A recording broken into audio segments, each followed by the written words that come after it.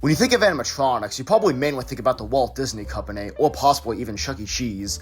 However, there is another famous animatronic company that is known for widely producing shows, especially in the late 90s and early 2000s, that being Sally Corporation. So I figured today it would be interesting to take a look into some of SallyCorp's famous animatronic shows and give a bit of a detailed look into them. Now, they have designed and created over 200 of them, so obviously I will not be looking into them all, but we'll be taking a look into 5 of the most famous ones today. Now, before we get to the animatronic shows, here's a quick little history of Sally Corporation.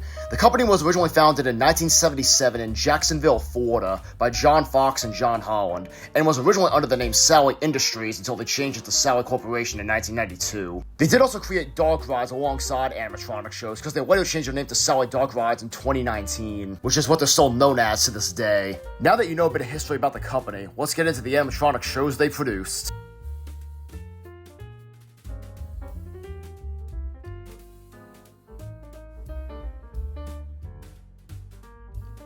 Daniel and the Dixie Diggers was the first animatronic show produced by the company in 1982. It consisted of 5 band members that were all dogs. There was Daniel T. Bones, the band leader that played the piano, Scratchmo, the trumpet player, Colonel C. Beauregard, the southern banjo player, Percival Perry, and Huckleberry Hound, which is not related to the cartoon character, at least as far as I know. There was also a smaller 3-character version of the show with just Daniel, Scratchmo, and Colonel. These shows were at various places such as Celebration Station and Mark Twain's Riverboat Showhouse in the 80s and early 90s. However, around the late 90s to early 2000s, they started getting phased out and removed due to high maintenance, and they often broke down and were just left as statues until they got removed.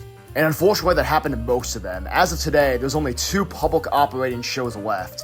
Those being the famous Huckleberry Junction Playhouse Theater in Genesee, Michigan, which has the 3-character set, and then the other one is all the way in Japan at the Hokkaido Hotel Resort. However, there is also technically another set that's located at a Playhouse Theater in Clearwater, Florida. However, unfortunately, they are just displayed as statues and don't perform. Now, there's also a pig that became a later band member that is also in another animatronic show that plays alongside with them at Huckleberry Junction, which leads us into the next animatronic show.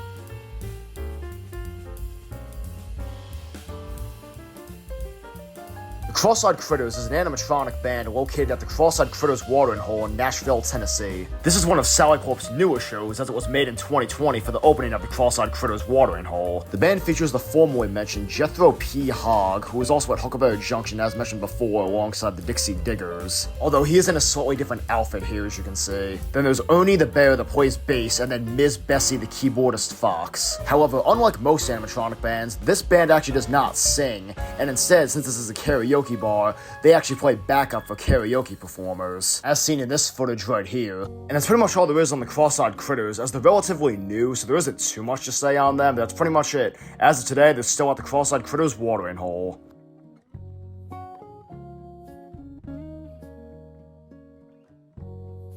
Bubba Bear and the Badland Band is arguably SallyCorp's one of 2 most popular animatronic shows that they produced. There were 3 sets produced, with the most famous one being at Dutch Wonderland in Lancaster, Pennsylvania. That was installed in 1989, and one in California and another located in Japan, which there isn't a ton of info on, so I'm not really going to be focusing on that one. But anyway, the band consisted of Skeeter the Raccoon playing the fiddle, Chief Fillable the Cow playing the banjo, Bubba Bear the leader playing the guitar, Homer the bass playing bear, Miss Foxy playing the steel guitar, and Bucky the Beaver, not to be confused with the gas station, playing the drums. They performed songs such as Highway 40 Blues, Big Rock Candy Mountain, and Tie a Yellow Ribbon. The California version of the show was a little bit different, as it was a traveling show and was usually at the California State Fair. SallyCorp also created this version around the same time as the one at Dutch Wonderland, and also this one had a Mark Twain animatronic alongside the band that often interacted with them, and Bucky was also on his own stage. However, as of 2023, the traveling show with Mark Twain is no longer public, and the current fate of it is unknown, but it is no longer operating as of now. And unfortunately, in 2024, the show at Dutch Wonderland was removed from the park. However, it was thankfully saved and salvaged by the American Amusement Park Museum in Newville, Pennsylvania, and that's where they are to this day. I'm not 100% sure if they're open to the public, but they are at least saved and salvaged, and they do perform at least, which is good. And that's the summary of Bubba and the Badland Band.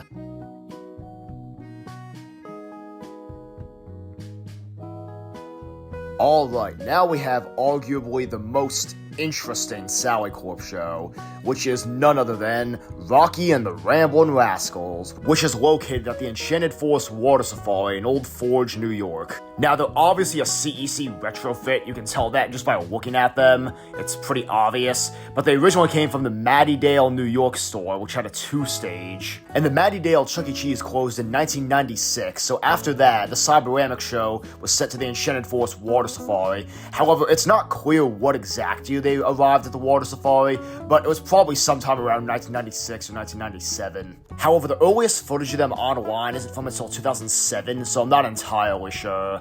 Anyway, the band consisted of Rocky the Rabbit, the band leader, which was obviously retrofitted Chuck E. Cheese, and then Helen became Henrietta Hatpen, Munch became Bonga the Monkey, Jasper became Jacko the Donkey, and Pasquale became Tony the Human. And most of them share names with the king of SallyCorp shows, but we'll get to them next. So some of them have the same names, and even the same exact dialogue, only difference is that the Ramblin' Rascals have different voices.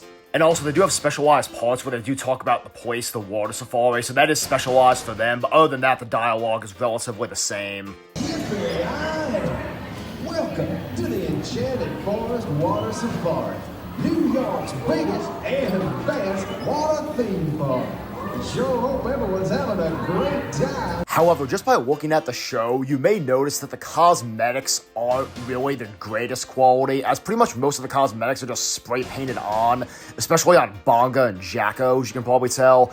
Now, my theory is that SallyCorp made the show tape, but they didn't design the actual characters, as the character designs do not look professional enough to be done by a professional company. So the cosmetics were most likely customly made by the Water Safari, whereas SallyCorp made the show tape itself, so that's my theory at least. And that's pretty much about it for the Ramblin' Rascals, at least from what SallyCorp designed, because in the place that they're at, Klondike Kate's, they do have several PTT atmosphere around it, such as the clapperboard, the flag wavers, and the PTT benches.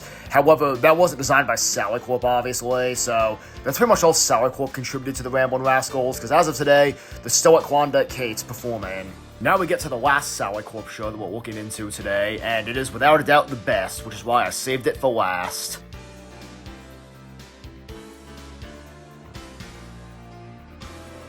Alright, here we are, the best SallyCorp show, hands down, no questions asked. It wouldn't be a video about SallyCorp shows if I didn't mention Rocky and the Railroad Ramblers, aka the Man and Dog Show. Now, they have such a big history, so obviously I'm not going to be going into every single detail, as I'm mainly just going to be sticking to how SallyCorp designed them and how they got created. The Man and Dog are famously a Pete's-Time Theater retrofit that operated at Gillian's Wonderland Pier for the longest time until Gillian's closed in 2024. However, before they were at Gillian's, they were actually at a Pete's-Time Theater in Dixon City, Pennsylvania. However, the Pete's-Time Theater closed in April 1985 and became a business called Zack Periwinkles. The mascot was a panda named, you guessed it, Zack. And all the Chuck E. Cheese characters would change to their own original characters. And however, Zack Periwinkles eventually closed in May of 1989, and the show was moved to a place called Captain Goodtimes. And in this rare footage of them at Captain Goodtimes, we can see that the band is still relatively the same. Captain Goodtimes eventually closed in the early 90s, and then they were sent to Gillian's Wonderland Pier. Once they were sent to Gillian's Wonderland Pier, SallyCorp was put in charge of making the show and programming them. And the characters were officially established. Zack Periwinkle became Rocky the Panda, the leader of the band, and the other character that was previously retrofitted was Bubba. Now, I'm not sure if SallyCorp designed them or if they were done by Gillian's, but Helen became Henrietta, which, as I mentioned before, the Ramblin' Rascals carried that over. Jasper became Hank the Dalmatian, and Pasquale became Tony, which also the Ramblin' Rascals carried over. And SallyCorp programmed the show. However, it's unknown exactly what year they were programmed. Now, originally they arrived at the pier around 1992 or 1993. However, there's a rumor that SallyCorp didn't actually program them until 1995. So if that's true, there's a possibility that they were still playing Pete's-Time Theater show tapes for the first 2 years, or they were just sitting there doing nothing.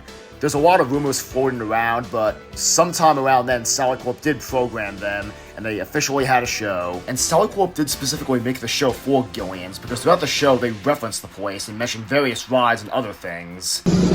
Yippee-yay! Welcome to Wonderland. Here, that is. Oh, dog! I need best to ride on the lava floor. See, this is the Wonderland a place. No, Tony. This is a wonderland of pure. Don't miss going up on that giant wheel. What a view! And as mentioned before, the Ramblin' Rascals do sing the same songs as them, and just to name a few, they perform Rocky Top, Country Roads, and Thank God I'm a Country Boy. However, considering how popular these retrofits are, I'm sure most people know the song list at this point. And initially, the show cost 25 cents, and it was 3 tracks with songs combined. However, in 1998, the show was edited to 7 tracks to split up the songs individually, which now cost 7 quarters and later dollars. So SallyCorp had to edit the entire show and split it up into separate tracks, and this also meant the removal of some of the characters' dialogue.